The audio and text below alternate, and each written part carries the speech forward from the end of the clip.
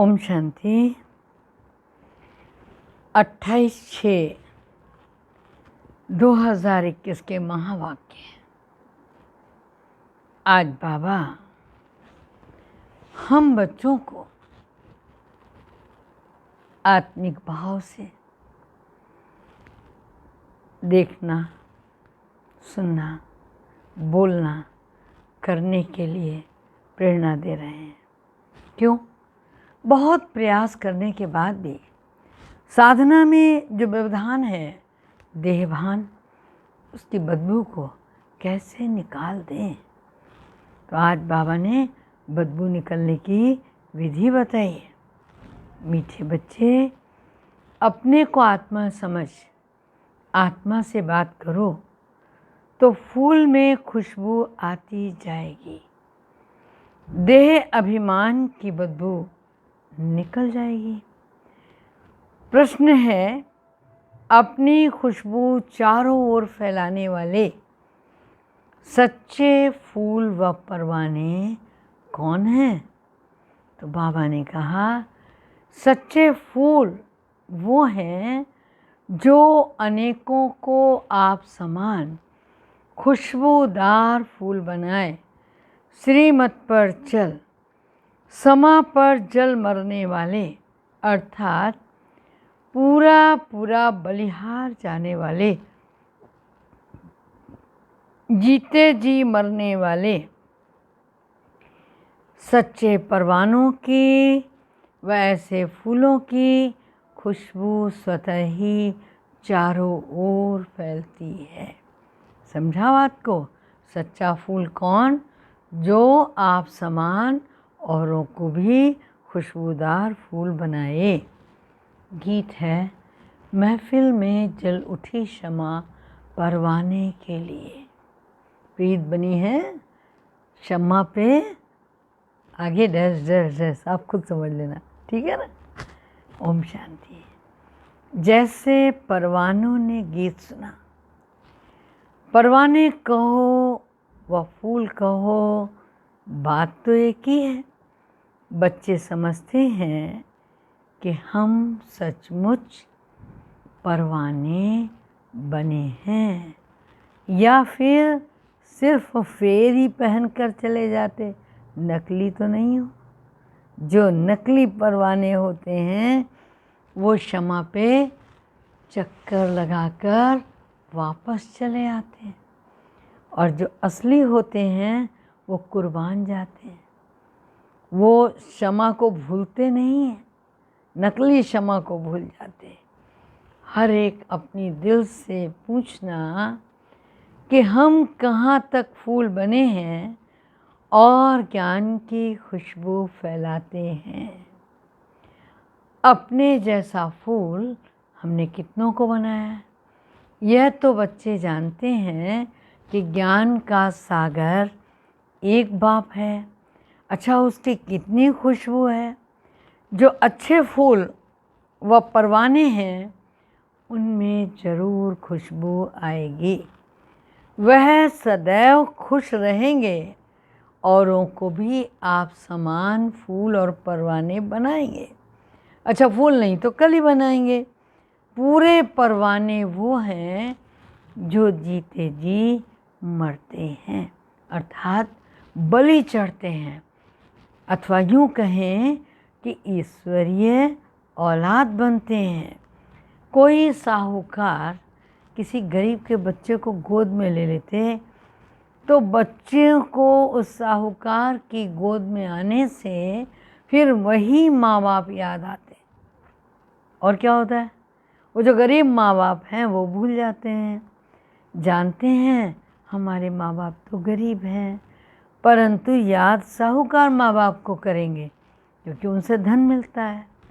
साधु सन्यासी आदि वो साधना करते हैं किस लिए? मुक्ति धाम में जाएं। सब मुक्ति के लिए ही पुरुषार्थ करते हैं, परंतु मुक्ति का अर्थ नहीं समझते।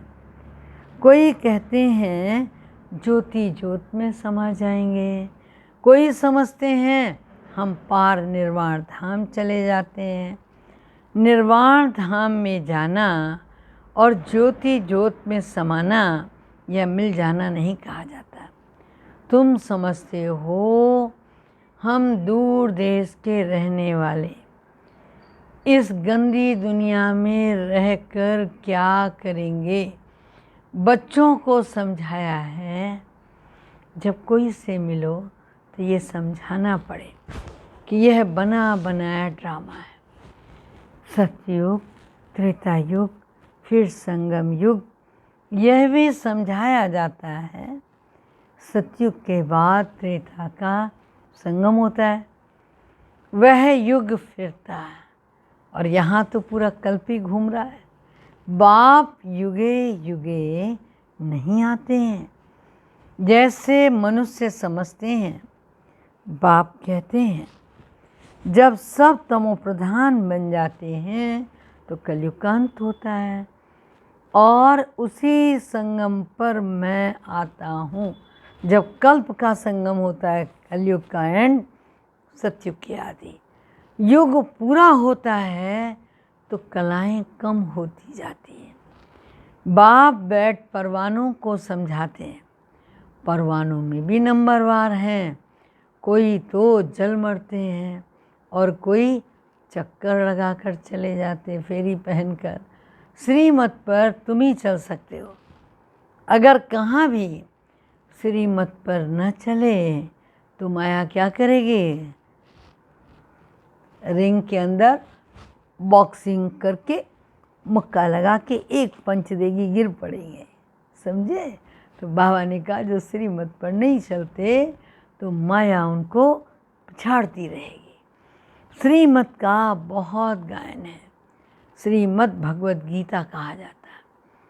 शास्त्र तो बाद में बैठकर जिन्होंने बनाए, उस समय बुद्धि रजो होने के कारण समझा कि कृष्ण द्वापर में आया।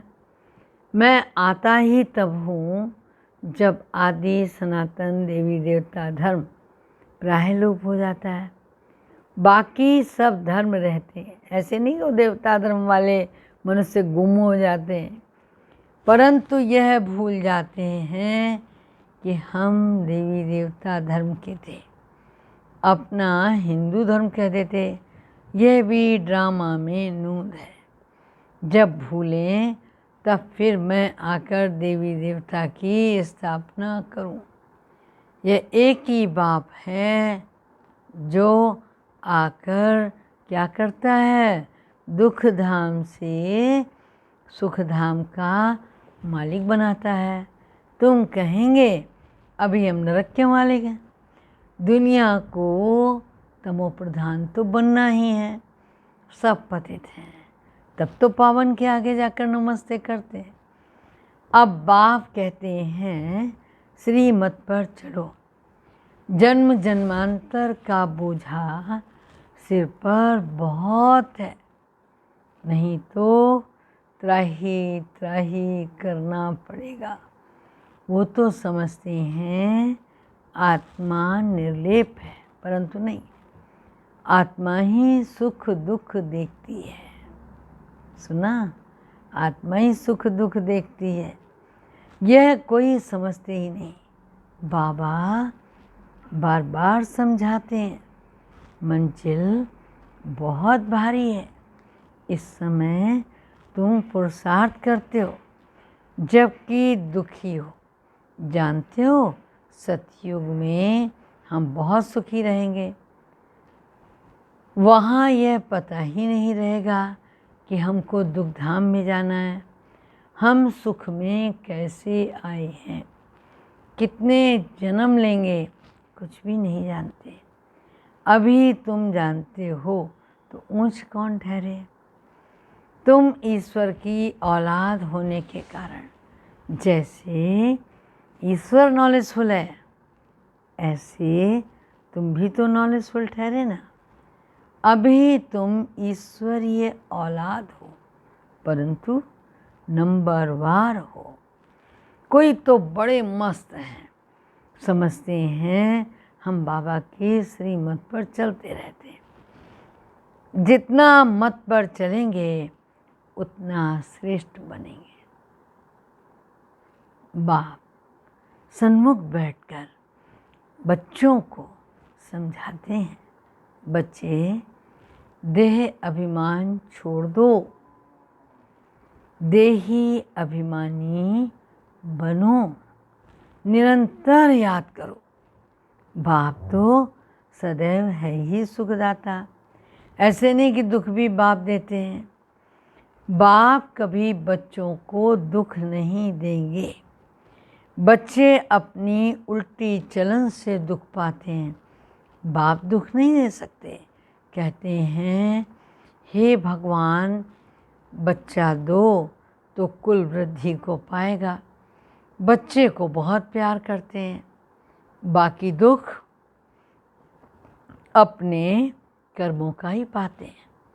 अब बाप तुम बच्चों को बहुत सुखी बनाते हैं। कहते हैं श्रीमत पर चलो। आश्री मत पर चलने से तुम दुख पाते हो। बच्चे बाप अथवा टीचर अथवा बड़ों की आज्ञा न मानने से दुखी होते हैं। दुखदाई खुद बनते हैं, माया के बन पड़ते हैं। ईश्वर की मत पर अभी तुमको मत मिलती है। ईश्वरीय मत की रिजल्ट 21 जन्म चलती है, फिर आधा कल्प माया की मत पर चलते हैं। ईश्वर एक ही बार आकर मत देते, माया तो आधा कल्प से मत देती ही रहती है। बाप एक ही बार मत देते हैं। माया की मत पर चलते क्या होता है? 100% दुर्भाग्यशाली बन पड़ते हैं। तो जो अच्छे अच्छे फूल होंगे वह उसी खुशी में सदैव मस्त रहेंगे। नंबरवार तो है ना, परवाने कोई तो बाप के बन श्रीमत पर चल पड़ते हैं। गरीब ही अपना पोता मेल रखते हैं। साहूकारों को डर लगता है पोता मेल रखते हुए, और यहाँ आते भी डर लगता है कहीं ऐसा ना हो आश्रम वाले मांग लें। हाँ, यहाँ हमारे पैसे लेना लेवें। साहूकारों के लिए तो बड़ा मुश्किल है। बाप कहते हैं मैं गरीब नवाज हूँ, मुझे चाहिए ही नहीं साहूकार। क्या समझे? मैं गरीब नवाज हूँ। दान भी हमेशा गरीबों को दिया जाता है। सुदामा की बात है ना, चावल चपटी ले उनको महल दे दिए, तुम हो गरीब। समझो कोई के पास 25-50 रुपये हैं, उनमें से वो 20-25 पैसे देता है। साहूकार 50 दे तो इक्वल हो जाएगा ना, 10% का मामला है। इसीलिए गरीब नवाज नाम गाया हुआ है। साहूकार लोग भी कहते हैं हमको फुर्सत नहीं मिलती क्योंकि पूरा निश्चय नहीं है। तुम हो गरीब।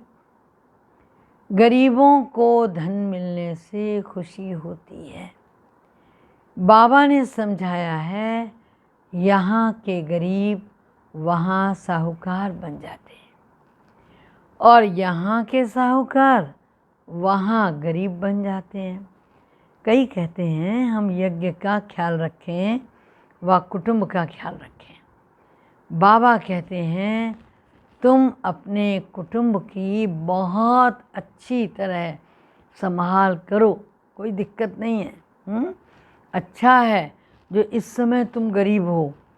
साहूकार होते तो भगवान से पूरा वर्षा नहीं ले सकते थे।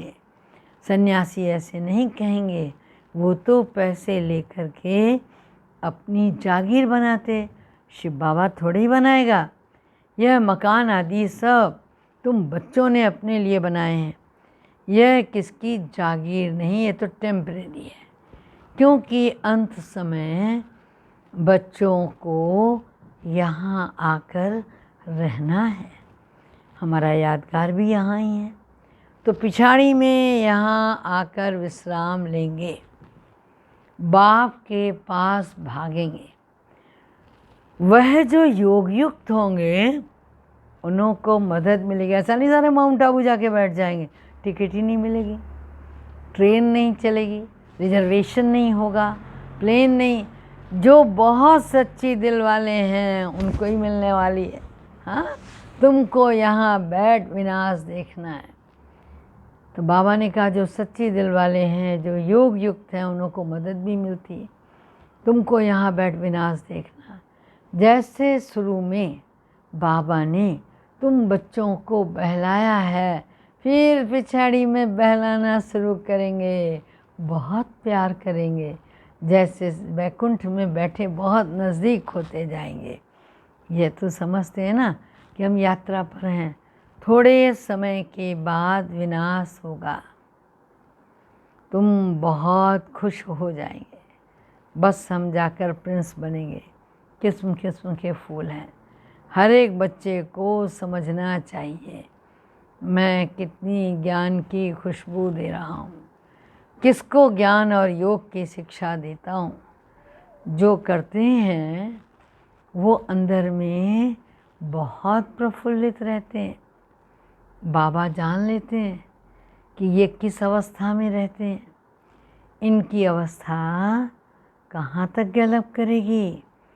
गैलप अवस्था उन्हीं की करती है जो परवाने बन जाते हैं। परवाना बन चुका होगा तो उसकी अवस्था उन्नति को पाएगी। बाप समझाते हैं माया के तूफान तो बहुत आएंगे, उनसे अपने को बचाना है। अभी यह राजयोग परमपिता परमात्मा आकर सिखलाते हैं। परमात्मा आकर आत्माओं को समझाते हैं। आत्मा को ज्ञान है, मैं आत्मा अपनी इस ब्रदर आत्मा को समझाती हूँ। जैसे परमात्मा बाप हम आत्मा बच्चों को समझाते हैं, तो हम भी आत्माएं क्या करती हैं, आत्मवत सर्वभूतेषु, उनको उसी भाव से देखते हुए, भगवान का बच्चा समझते हुए आत्मिक भाव से समझाते। बाबा हमको सिखलाते, हम फिर अन्य आत्माओं को ही समझाते। परंतु ये आत्मापन का निश्चय होने से ही अपने को मनुष्य समझ मनुष्यों को ही समझाते हैं। मैं परमात्मा तुम आत्माओं से बात करता हूँ, तुम आत्मा को सुनाते हैं। ऐसे तुम देही अभिमानी होकर किसी को भी सुनाएंगे तो झट तीर लग जाएगा। अगर खुद देही अभिमानी नहीं रह सकते तो धारणा करा ही नहीं सकते हैं। ये बड़ी ऊंची मंजिल है। बुद्धि में ये रहना चाहिए कि हम इन ऑर्गन्स द्वारा सुनते हैं। बाप कहते हैं हम आत्माओं मतलब बच्चों से बात करता हूँ। बाबा का फरमान है अशरीरी बनो, अर्थात देही अभिमानी बनो। देह अभिमान छोड़ो, मेरे को याद करो। ये बुद्धि में आना चाहिए कि हम आत्माएं, हम आत्मा से ही बात कर रहे हैं, शरीर से नहीं। भल फीमेल है, उनकी भी आत्मा से बात करते हैं। तुम समझते हो, तुम बच्चे समझते हो क्या हम तो बाबा के बन गए हैं, परंतु नहीं, इसमें बड़ी सूक्ष्म बुद्धि चलती है। मैं आत्मा हूँ और मैं आत्मा इनकी आत्मा को समझाता हूँ। Very good. शिव बाबा खुद कहता है मैं आत्मा हूँ, इनकी आत्मा को समझाता हूँ। ये हमारा भाई है, इनको रास्ता बताना है। आत्मा समझ रही है, ऐसे समझो तब आत्मा को तीर लगे। माना हम आत्माएं भी जब किसी को समझाएं तो हमारा नज़रिया वही आत्मिक भाव होना चाहिए। आत्मा समझ रही है ऐसे समझो, तब आत्मा को तीर लगे। देह को देखकर सुनाते हो तो आत्मा सुनती ही नहीं। पहले पहले यह वार्निंग दो, क्या मैं आत्मा से बात करती हूँ। आत्मा को न तो मेल न फीमेल कहते हैं, आत्मा तो न्यारी है। मेल फीमेल शरीर से नाम पड़ता है। जैसे ब्रह्मा सरस्वती को मेल फीमेल कहेंगे, शिव बाबा को न मेल न फीमेल कहेंगे। तो बाप आत्माओं को समझाते हैं, बड़ी मंजिल है, पॉइंट बड़ी कड़ी है। आत्मा को इंजेक्शन लगाते हैं। जब इंजेक्शन लगता है तब देह अभिमान टूटता है, नहीं तो फिर खुशबू ही नहीं आएगी, ताकत नहीं रहेगी। बात बहुत छोटी है। हम आत्मा से बात कर रहे हैं। बाप कहते हैं तुमको वारिस जाना है, तुमको वापस जाना, सॉरी हाँ, इसलिए देही अभिमानी बनो, मन मना भाव। फिर ऑटोमेटिकली मध्याजी भाव आ जाता। अभी बड़ी सूक्ष्म बुद्धि मिलती है। सवेरे में बैठ विचार सागर मंथन करना है। दिन में तो सर्विस करनी है क्योंकि कर्मयोगी हैं। लिखा भी हुआ है, नींद को जीतने वाले बनो, रात को जाग कर कमाई करो। दिन में तो माया का बड़ा बखेरा है। अमृत बेले वायुमंडल अच्छा है। बाबा को यह तो लिखते नहीं कि मैंने आज फलाने टाइम पर सवेरे सवेरे उठकर विचार सागर मंथन किया। हाँ, बड़ी मेहनत है। विश्व के मालिक बनते हो, यहाँ तो हद के मालिक हैं। अरे पानी की हदों पे झगड़े होते हैं, दुश्मनी लगी पड़ी है। आपस में एक दो को ब्रदर्स समझते ही नहीं हैं, सिर्फ ही कह ही देते हैं हाँ हाँ हम सब एक हैं, जैसे कहते हैं ना वसुधैव कुटुम्बकम। तो बाबा कह रहा है एक तो हो न सके, अनेक आत्माएं हैं और सब अपना अपना पार्ट बजाती हैं। तुम यहाँ बैठे हो, कल पहले भी बैठे होंगे। पत्ता हिला तो ये हिला भी तो ड्रामा अनुसार ना, ऐसे नहीं कि पत्ते पत्ते को बैठ के परमात्मा हिलाता है। ऐसी ऐसी बातें समझकर फिर समझाओ। हर एक समझ सकते कि हम परवाना बने, हम बाबा की मत पर चलते हैं, फालतू बातें तो नहीं करते। कहाँ अपना पैसा पाप की तरफ तो नहीं लगा रहे हैं।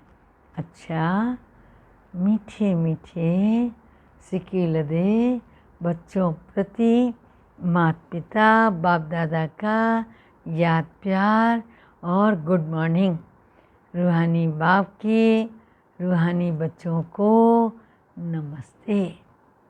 आज धारणा की पॉइंट है, स्वयं को आत्मा समझ क्या करना है, आत्मा से बात करनी है। देही अभिमानी बनकर सुनने सुनाने से धारणा अच्छी होगी। नींद को, दूसरी पॉइंट है, नींद को जीतने वाला बनना है। रात को जागकर कमाई करनी है, विचार सागर मंथन करना, किसी भी फालतू बात में अपना समय नहीं गंवाना है। समझा? आज का मीठे बाबा का बहुत मीठा वरदान है। माया की नॉलेज से इनोसेंट, एकदम अनजान मासूम बन जाओ, सेंट बनने वाले। ज्ञान में सेंट बन जाओ। ज्ञान में सेंट बनने वाले क्या भाव? संपूर्ण पवित्र भाव। जैसे सतयुगी आत्माएं विकारों की बात की नॉलेज से भी इनोसेंट होती हैं, हाँ, अभिज्ञ होती हैं, वहीं संस्कार स्पष्ट स्मृति में रहें तो माया की नॉलेज से इनोसेंट बन जाएंगे। लेकिन भविष्य संस्कार स्मृति में स्पष्ट तभी रहेंगे जब आत्मिक स्वरूप की स्मृति सदा काल और स्पष्ट होगी। जैसे देह स्पष्ट दिखाई देती है, वैसे अपनी आत्मा का स्वरूप भी स्पष्ट दिखाई दे, अर्थात अनुभव में आए। तब कहेंगे माया से इनोसेंट और ज्ञान में सेंट, अर्थात संपूर्ण पवित्र। स्लोगन है, अंदर की अशुद्धि ही संपूर्ण शुद्ध बनने में विघ्न डालती है। समझा? कहीं कुछ गड़बड़ अगर माइन्यूट किसी कॉर्नर में पड़ी हुई है, हमें क्रोध नहीं आता है, चलो हम गुस्सा नहीं करते, किसी को मारपीट भी नहीं करते, कोई चीज़ उठा के फेंकते भी नहीं है। हम कहते हैं बहुत अच्छा चल रहा है, मनसा वाचा कर्मणा सब बहुत बढ़िया है और कोई भी विकृति नहीं है। लेकिन कभी किसी पे आया ना ज़ोर से, तो मुंह तो बंद कर लिया, शटर बंद है, मगर अंदर ही अंदर क्या हुआ, सोच सोच के एकदम मूड ऑफ हो गई, एकदम मूड ऑफ हो गई। और अगर ब्लड प्रेशर लो है तो डिप्रेशन के शिकार हो गए। तो ये अंदर जो छोटी छोटी कमियां हैं ना, ये बहुत गड़बड़ करती है। अंदर की शुद्धि बहुत आवश्यक है, तब आनंद आएगा। ठीक है, चलें।